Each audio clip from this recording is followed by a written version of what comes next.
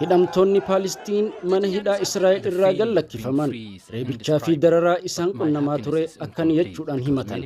Leir Usmaan dargaggeessa waggaa 17 magaalaa Ramlaa irraa hidhame akkana jedhe. Gammachuun mana hidhaatii bahuun argadhe jechootaan ibsuun ni ulfaata. Garuu gammachuun tiyya hin guutamne maaliif jettanii na gaafachuu maltan.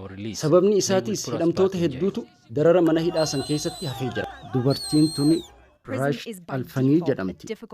Manni hidhaa iddoo bilisummaa hunda itti dhabanidha. Oktoobar 7 booda hidhaan haalaan nutti hammaatti. Akka dubartootatti wantoota namoota birootiin alatti dubartootaaf barbaachisantu jira. Garuu hin argannu ture. Fariid Najma jedhamti. Mana hidhaa keessatti guyyoota 50 oliif darara hamaa keessa turre. Bishaan hin jiru. Bishaan xuraawaa dhugaa turre. Nyaatallee hin argannu ture. Namoomarraa nu baasaa ture. Yeroo mara haala hamaadhaan nu keessummeessaa turan. Hulaas nurratti dhadha'anii nu doorsisaa turan.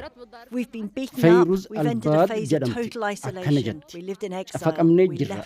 Tumamaat turrees. Dagatamoo taaneet turre. Baqattoota taanee jiraanne. Iddoo qabrii irraa amma deebinee jetti. Mahammad Abuna'iim jedhama. Boorsaa bilbilaa fi meeshaalee teenya nurraa hambisanii duwwaa nu lakkisan. Mana hidhaatti reebicha hamaan nurra gaggeeffamaa ture. Iyyeensaa fi